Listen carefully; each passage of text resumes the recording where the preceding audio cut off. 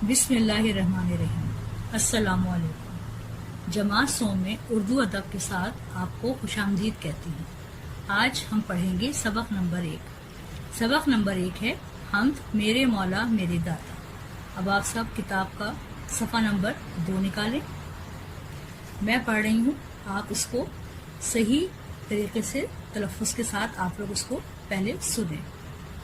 میرے مولا میرے داتا، ہر ایک کا ہے تجھ سے ناتا، ساری دنیا تو نے بنائی، پھولوں اور پھلوں سے سجائی، جنگل اور پہاڑ بنائے، باغوں میں پھل پھول اگائے، تو نے ہی انسان بنائے، تو نے ہی حیوان بنائے، علم سکھانے والا تو ہے، عقل بڑھانے والا تو ہے، ہم کو سیدھی راہ دکھا دے، نیک بنا دے ایک بنا دے، مل جل کر ہم کام سنواریں، نام پہ تیرے جان کو واریں، ہم محتاجوں کے کام آئیں، بھٹکے ہموں کو راہ دکھائیں، میرے مولا میرے داتا، سب ہیں تیرے تو ہے سب کا۔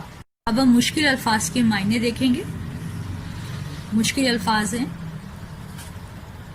مولا یعنی مالک، داتا دینے والا، سجانا ترتیب دینا یا آراستہ کرنا، نیک اچھا خوبی والا، جان وارنا جان بان کرنا،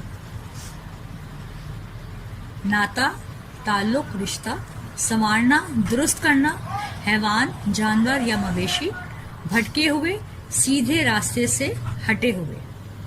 یہ تھے مشکل الفاظ کے معنی جن کو آپ نے یاد کرنا ہے اور اپنی کاپی پر کلاس پر کاپی کے اوپر لکھنا ہے۔ صفحہ نمبر 3 پر دیے گئے سوالوں کے جواب کلاس پر کاپی پر کریں۔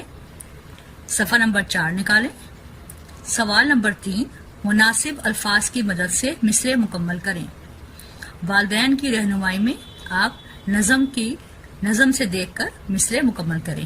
پہلا مصرع میں بتا دیتی ہوں، پھولوں اور ڈیش سے سجائی، پھولوں اور پھلوں سے سجائی، تو نے ہی ڈیش بنائے، تو نے ہی انسان بنائے، عقل ڈیش والا تو ہے، عقل ڈھانے والا تو ہے، ہم محتاجوں کے ڈیش آئیں، ہم محتاجوں کے کام آئیں، مل جل کر ہم ڈیش سنواریں، مل جل کر ہم کام سنواریں، نام پہ تیرے ڈیش کو واریں، نام پہ تیرے جان کو واریں۔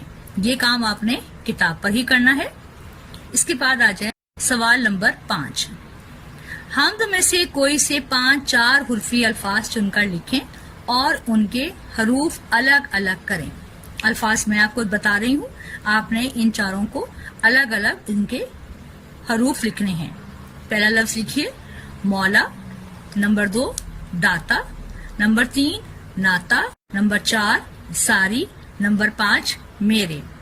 آپ نے دیکھا ہوگا ان تمام الفاظ میں ہر لفظ جو ہے وہ 4 حروف پر مشتمل ہے۔ آپ نے اس کے توڑ کر کے کتاب پر ہی یہ کام کرنا ہے۔ صفحہ نمبر 6 سوال نمبر 9، دی گئی تصویر کو غور سے دیکھیں، ہر تصویر کے بارے میں 3 جملوں میں بتائیں کہ ہمیں ان نعمتوں سے کیا فائدے حاصل ہوتے ہیں۔ پہلی تصویر بادلوں کی ہے، دوسری تصویر پھلوں کی ہے، تیسری تصویر سورج کی ہے اور چوتھی تصویر درخت کی ہے۔ جیسا کہ آپ کو پتا ہے کہ درخت جو ہے وہ ہمیں سایہ دیتے ہیں، درخت کی لکڑی ہمارے فرنیچر بنانے کے کام آتی ہے۔ والدین کی رہنمائی کی مدد سے آپ جو ہے یہ والا پیج اسی کتاب پر لکھیں گے۔ اب ہم سبق نمبر 1 صفحہ نمبر 2 پڑھیں گے۔ اب ہم اس نظم کی نثر کریں گے۔ پہلا شعر لکھیے کاپی پر، میرے مولا میرے داتا، ہر ایک کا ہے تجھ سے ناتا۔ شعر لکھنے کے بعد اس کے نیچے لکھیں تعارف۔ تعارف میں لکھیں درج والا شعر نظم میرے مولا میرے داتا سے لیا گیا ہے۔